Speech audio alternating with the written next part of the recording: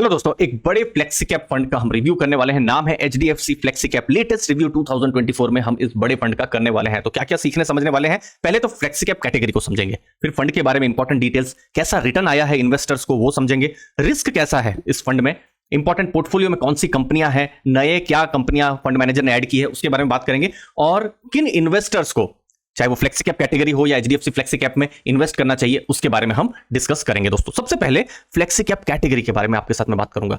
यहां पर आप ऐसा मान सकते हैं कि फंड मैनेजर के पास पूरा इंडिपेंडेंस है कि वो अक्रॉस मार्केट कैप इन्वेस्ट कर सकते हैं, large cap, mid cap, small cap. आपको समझाता हूं। फॉर एग्जांपल, आपके पास कोई लार्ज कैप का कोई फंड है, सोच लीजिए एचडीएफसी टॉप 100 है या आईसीआईसीआई प्रूडेंशियल ब्लू चिप है, लार्ज कैप का। उसमें फंड मैनेजर को 80% तो लार्ज कैप में पैसा रखना ही है, चाहे मार्केट अच्छी हो, खराब हो, कुछ भी हो, 80% रखना ही है। सिमिलरली कोई मिड कैप का फंड है, 65% फंड मैनेजर को मिड कैप में इन्वेस्ट करना ही है। अब सोच लीजिए फंड मैनेजर, जस्ट हाइपोथेटिकली सोच लीजिए, फंड मैनेजर अंदर से सोच रहे हो कि नहीं, मिड कैप के लिए मार्केट बहुत अच्छी नहीं है, मेरे पोर्टफोलियो में 65 नहीं, थोड़ा कम मिड कैप होना चाहिए। नहीं हो सकता है जब बिल्कुल मिड कैप की बात करेंगे। जस्ट सिचुएशन आपको मैं बता रहा हूं, ठीक है। लेकिन फ्लेक्सी कैप में टोटल फ्लेक्सिबिलिटी है। फंड मैनेजर के पास कोई रेस्ट्रिक्शन नहीं है, जितना लार्ज कैप, जितना मिड कैप, जितना स्मॉल कैप मार्केट की सिचुएशन के हिसाब से उनको रखना है वो अपने पोर्टफोलियो में रख सकते हैं, मतलब डायनामिकली मैनेज कर सकते हैं। अब एचडीएफसी फ्लेक्सी कैप में फंड मैनेजर अभी क्या सोच रहे हैं, जैसे बिल्कुल जनवरी लेटेस्ट डेटा है, अब यहां पर देख सकते हैं करीब करीब 90% पोर्टफोलियो जो है लार्ज कैप में है। अब जो निफ्टी 500 टीआरआई है जो कि बेंचमार्क है, उसकी अगर आप बात करेंगे तो वो लार्ज कैप में है 72.4%, लेकिन फंड मैनेजर ने उससे भी ज्यादा वेटेज लार्ज कैप में रखा हुआ है। अब मिड कैप में थोड़ा कम है 5.7 और स्मॉल कैप में 4.9%। मतलब आप ऐसा मान सकते हैं कि अभी की मार्केट के हिसाब से फंड मैनेजर लार्ज कैप की तरफ उन्होंने अपने पोर्टफोलियो का झुकाव किया है। अब ये बहुत डायनामिक डेटा है,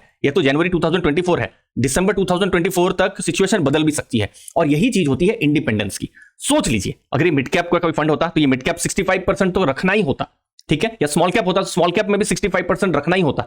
यहां पर एक फ्लेक्सिबिलिटी आ गई है फंड मैनेजर के पास, और अभी के हिसाब से वो लार्ज कैप की तरफ उनका ज्यादा झुकाव है, वहां की कंपनियों में ज्यादा फोकस है।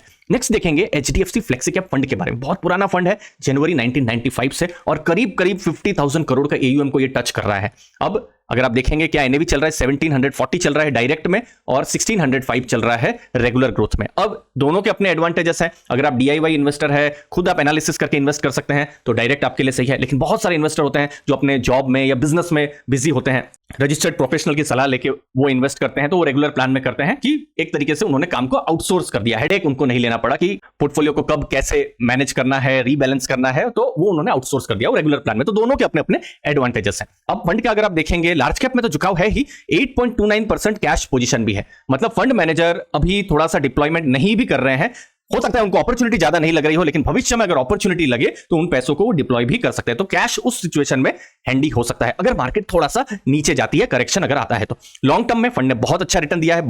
1 लाख का इन्वेस्टमेंट 1.54 करोड़ हुआ है। लेकिन एक चीज मैं जानता हूं, ये पास्ट का डेटा है। 1994-95 में बहुत म्यूचुअल फंड या फिर इक्विटी के बारे में भी बहुत ज्यादा अवेयरनेस नहीं थे, कुछ बहुत कम लोग ही इन्वेस्ट करते थे। लेकिन अब टेक्नोलॉजी के कारण बहुत सारे इन्वेस्टर्स आ चुके हैं। अब 2024 के बाद में 2034, 40, 2044 हमको सोचना है, और यहां पर आपको हमको वेल्थ क्रिएशन के बारे में सोचना है। और कोई भी फंड हो, यहां पर मैं म्यूचुअल फंड जो इंडस्ट्री है उसके बारे में ही मैं बात कर रहा हूं दोस्तों। फंड मैनेजर कौन है एचडीएफसी फ्लेक्सी कैप, ये बहुत इंपॉर्टेंट होने वाला है। रोशी जैन जी है, उनका 18 इयर्स का एक्सपीरियंस है, साथ साथ में वो HDFC ELSS tax saver fund और फोकस 30 फंड भी वो मैनेज कर रहे हैं। इससे पहले उन्होंने फ्रैंकलिन में भी कुछ इंपॉर्टेंट फंड्स को मैनेज किया है। ये फंड को इससे पहले बहुत बड़े स्टार फंड मैनेजर थे मिस्टर प्रशांत जैन, जुलाई 2022 तक इस फंड को मैनेज कर रहे थे, और उन्होंने थोड़ा सा अंडर परफॉर्मेंस देखा था 2019-20, 2021 में, क्योंकि उन्होंने पीएसयूज को लिया हुआ था, फिर जो ऐसी कंपनियां जहां पर ईएसजी को लेकर कंसर्न हो जाते हैं उनको लिया हुआ था। लेकिन उस समय तो थोड़ा अंडर परफॉर्मेंस हुआ, लेकिन अभी आप देखेंगे टॉप के जो रिटर्न्स आ रहे हैं इस फंड में आ रहे हैं दोस्तों। अब लेकिन रोशी जैन जी हैं, वो किस तरीके से इस फंड को अगले कुछ सालों में इसको ले जाते हैं वो इंपॉर्टेंट रहने वाला है दोस्तों। अब रिटर्न्स देखिए, रिटर्न्स अगर मैं 10 ईयर का देखूं बेंचमार्क, क्योंकि हमको बेंचमार्क के साथ कंपेयर करना है, 16.56 है, फंड का 18.85, मतलब बेंचमार्क को बीट किया हुआ है। लास्ट 1 ईयर की बात करें, क्योंकि यहां पर रोशी जैन जी का भी यहां पर परफॉर्मेंस थोड़ा सा दिखेगा। अगेन, किसी भी फंड मैनेजर को हमको एनालिसिस करना है तो आइडियली 1 से 3 साल का बिल्कुल समय देना चाहिए, क्योंकि उतने में एक साइकिल मार्केट की कंप्लीट हो गई होती है, ठीक है।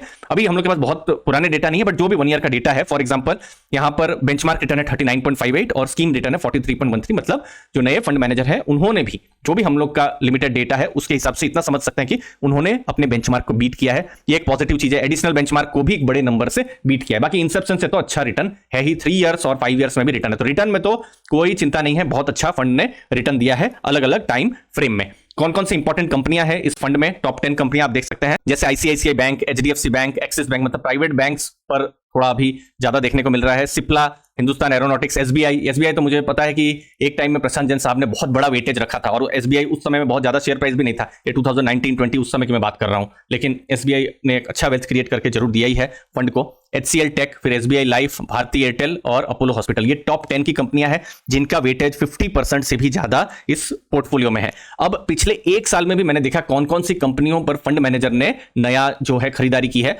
तो ये हो सकता है अगर ये सब कंपनियां अच्छी करे तो फंड भी अच्छा कर सकता है, जैसे Kotak Mahindra bank, power grid, Maruti Suzuki 2.16%, Nexus REIT बहुत एक साल पहले ही उनका आईपीओ आया था। उसके साथ साथ में कुछ कंपनियां हैं जिसका वेट कम है, कुछ मिड कैप स्मॉल कैप के भी नाम दिख रहे हैं, जैसे सफायर फूड्स, पिरामल फार्मा, फिर बड़ी कंपनियां भी हैं, यूनाइटेड स्पिरिट्स, टाटा स्टील, लेकिन इनका वेटेज अभी बहुत कम है। कुछ कंपनियां एग्जिट भी हुई है, जैसे बीपीसीएल, एसबीआई कार्ड। तो ओवरऑल अगर आप देखेंगे ये 3 कंपनियों पर तो लग रहा है कि फंड मैनेजर अभी धीरे धीरे अपना वेट इंक्रीज कर रहे हैं। तो ये कंपनियों का बिजनेस अच्छा रहे तो वही एक्सपेक्टेशन होगी कि इनका शेयर प्राइस भी बढ़े और फंड का भी परफॉर्मेंस अच्छा रहे, और बाकी ये 10 कंपनियां तो है ही दोस्तों। तो ये इस तरीके से पोर्टफोलियो बना हुआ है, प्लस 8% से ऊपर कैश भी है, जो कि एक और पॉजिटिव इस फंड के लिए है। अब फंड ने कैसा यहां पर रिस्क मैनेज किया है, तो देखिए रिस्क में स्टैंडर्ड डेविएशन को हम यहां पर लेंगे, स्टैंडर्ड डेविएशन जितना कम हो उतना अच्छा है। तो जैसे फ्लेक्सी कैप कैटेगरी का 12.7 है, बीएससी टीआरआई का 13.17 है, फंड का थोड़ा ज्यादा है, ठीक है। इसका मतलब क्या है कि फंड थोड़ा सा वोलेटाइल हो सकता है। शार्पे रेशियो आप ऐसा मान के चलिए ज्यादा होना चाहिए कि जो रिस्क एडजस्टेड रिटर्न दे रहे हैं वो शार्पे रेशियो से आपको पता चलेगा। जल्दी से आपको समझा दूं, सोच लीजिए फंड का रिटर्न है 16%, और सोच लीजिए जो रिस्क फ्री रिटर्न है वो 8% है, और ऐसा सोच लीजिए कि जो भी स्टैंडर्ड डेविएशन है वो 4% है, ठीक है। तो इसमें क्या आएगा आपके पास, शार्पे रेशियो 2 आएगा।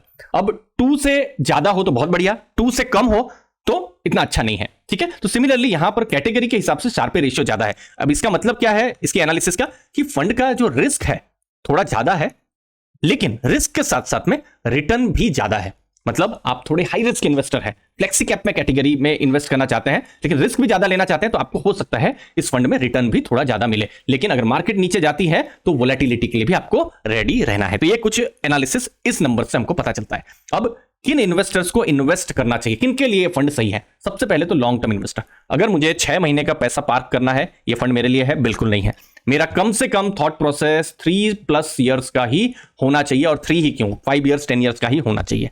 दूसरी चीज है, कौन इन्वेस्ट कर सकते हैं? जो फर्स्ट टाइम इक्विटी इन्वेस्टर है, क्योंकि देखिए लगभग 49 म्यूचुअल फंड की कैटेगरीज है, प्लस लगभग 1500 के पास में म्यूचुअल फंड की स्कीम्स हैं। अगर आप नए आए हैं तो टोटल कंफ्यूजन में आप जा सकते हैं और कोई गलत डिसीजन ले सकते हैं। लेकिन अगर आप नए इन्वेस्टर हैं, इक्विटी में अगर आप इन्वेस्ट करना चाहते हैं, तो जो फ्लेक्सी कैप कैटेगरी है, क्योंकि यहां पर आपको large cap, mid cap, small cap कितना अपने पोर्टफोलियो में रखना है वो टेंशन लेना ही नहीं है। फंड मैनेजर ही लार्ज कैप को, मिड कैप को अपने हिसाब से वो वेटेज वो देंगे। तो ये नए इन्वेस्टर्स के लिए अच्छा हो सकता है। और कौन इन्वेस्ट कर सकता है? देखिए बहुत सारे इन्वेस्टर्स हैं, इनफैक्ट लास्ट 2-3 साल में मार्केट में बहुत सारे इन्वेस्टर्स आए हैं जिन्होंने मिड कैप, स्मॉल कैप में बहुत अच्छा रिटर्न देखा है। तो हुआ क्या है, सोच लीजिए उनका 10 लाख का पोर्टफोलियो है, तो 10 लाख में से सोच लीजिए 9.5 लाख का जो पोर्टफोलियो है पूरा मिड कैप और स्मॉल कैप से भरा हुआ है मैक्सिमम।